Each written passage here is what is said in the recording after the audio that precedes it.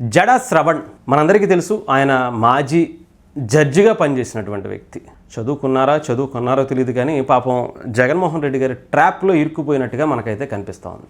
ముఖ్యంగా ఆయన రీసెంట్గా ఒక ఆడియో కాల్ సంచలనం రేపుతున్నటువంటి పరిస్థితి. అసలు ఎందుకు జడా శ్రవణ్ ఇంత యాక్టివ్ అయిపోయారు? పవన్ కళ్యాణ్ మీద ఇంత విపరీతమైనటువంటి ద్వేషం ఎందుకు పెంచుకున్నారు?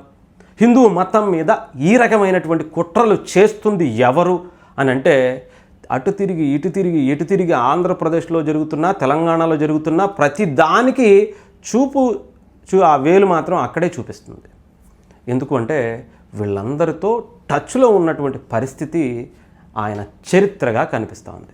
ఇలాంటి అసాంఘిక కార్యక్రమాలకు, గొడవలకు, మతాల మధ్య, కులాల మధ్య, ప్రాంతాల మధ్య, వర్గాల మధ్య విద్వేషాలు రెచ్చగొడుతూ రాజకీయ పబ్బం గడుపుకోవడం అనేది ఆయన చరిత్ర. అది సరైన రాజకీయం చేయటం ఆయనకి రాదు, ఆయనకి తెలీదు.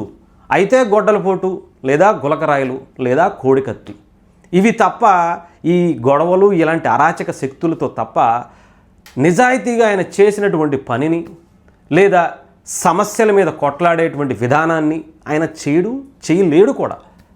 ఎంతసేపు అమనాభూతులు తిట్టడం, తిట్టించటం, తిట్టుకోవడం, మాట్లాడడం, అవహేళన చేయటం, ఈ తప్ప సరైన రాజకీయ నాయకుడిగా ఒక్కరోజన్న అసెంబ్లీకి వచ్చి మాట్లాడింది ఉందా? సరే పోనీ అక్కడికి వెళ్ళాలి, బయటకు వచ్చి ఒక్క సమస్య మీద వచ్చి నిలబడి పోరాటం చేసి వాళ్ళతో మాట్లాడింది ఉందా అంటే అది లేదు. ఎంతసేపు బెంగళూరు ప్యాలెస్లో కూర్చుంటారు తప్ప ఇంకొకటి రాదు. మరి ఆ బెంగళూరు ప్యాలెస్లో ఏముందో మనకైతే తెలియదు. ఇప్పుడు జడా శ్రవణ్తో కూడా అదే చేపించాడు ఆయన. Jada శ్రవణ్కి deputy CM ఇచ్చేస్తానన్నారట. గతంలో 5-6 ఎంతమందికి ఇచ్చారు డిప్యూటీ సీఎం? మరి వాళ్ళ పరిస్థితే ఇప్పటికి అసలు పేర్లు కూడా ఎవరికి తెలియదు. మళ్ళీ అలాంటి ఒక పదవి జడా శ్రవణ్కి ఇస్తే ఆయన ఏం చేస్తాడు చెప్పండి? దానికోసం ఈయన కక్కుర్తిపడి మతాల మధ్య గొడవలు పెట్టేయడానికి, కులాల మధ్య కుంపట్లు పెట్టేయడానికి ఈయన రెడీ అయిపోయినటువంటి ఆడియోలు బయటకు వస్తున్నాయి.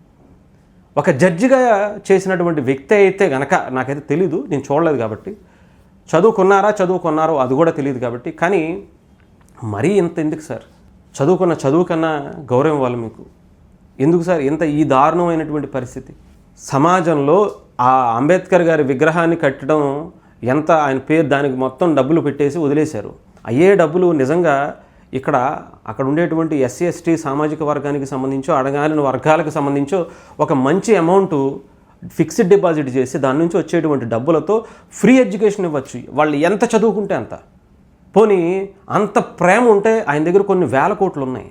ఆ వేల కోట్లతో ఒక విగ్రహాన్ని ఆయన కట్టించడంలో పెద్ద విషయం కాదు. అది ప్రేమ అంటారు. ఆయన సొంత డబ్బులతో కట్టించాడు అని చెప్పి చూపించడం ఎంత 500 కోట్లు ఏమైనట్టుంది అంతే. ఆయనకి పెద్ద విషయమే కాదు. 1000 కోట్లలో 100 కోట్లు పెద్ద చెప్పండి. అది జగన్మోహన్ రెడ్డి గారికి అసలు సిసల ప్రేమను సూచిస్తుంది. అంతేగాని ఇలా కులాల మధ్య వాళ్ళని వాడుకుని వాళ్ళని వదిలేసి గొడవలకి వీటికి రెచ్చగొట్టి పంపించే విధానాన్ని ఏం సూచిస్తుందో ఆయన ఆలోచించుకోవాలి.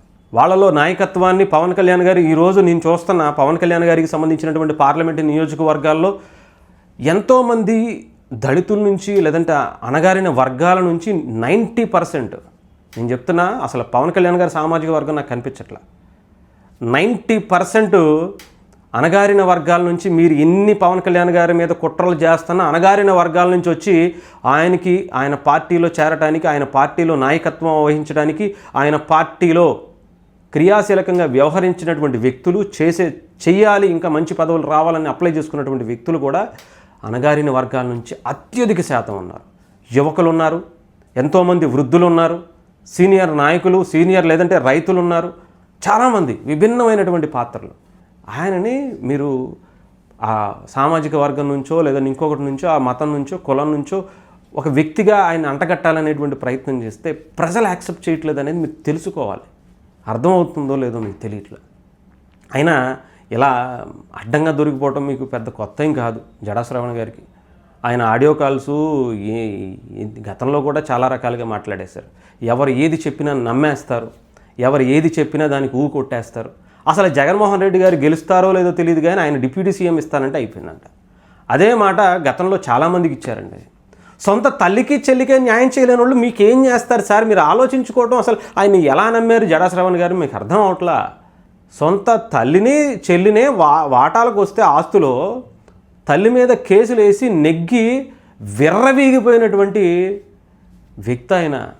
ఆస్తిలో వాటాకు వచ్చినటువంటి చెల్లిని గోడకేసి గుద్ది బయటికి గెంటేశారని చెప్పినటువంటి వ్యక్తి, రాజకీయాలకు అధికారానికి అడ్డం వస్తున్నాడని చెప్పి బాబాయినే చెప్పేశారని చెప్పేసి ఆమె చెల్లెలు చెప్తుంది.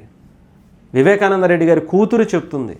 వాళ్ళకి అంటగాగుతున్నారు, వాళ్ళని కాపాడుతున్నారని వాళ్ళు చెప్తున్నారు. అయినా కూడా మీకు కనిపించకపోతే ఇంకేం చెప్తాం సార్? మీరు ఏ రకంగా ఎన్ని కుట్రలు చేసినా అల్టిమేట్గా ప్రజలకి పవన్ కళ్యాణ్ గారు అంటే ఏంటో తెలుసు. ఆయన ఈ కూటమి ప్రభుత్వాన్ని ఎందుకు ఇలా కష్టపడి నిర్మిస్తున్నారో, ఆంధ్రప్రదేశ్ని ముందుకు తీసుకువెళ్తున్నారో ప్రజలకి చాలా క్లారిటీ ఉంది. మీరు చేయండి, మీ ప్రయత్నాలు తప్పే ఉంది. బట్ ప్రజలు ఇలాంటి ఆడియోస్ వల్ల కొంత అవేర్ అయితే మాత్రం మంచిది.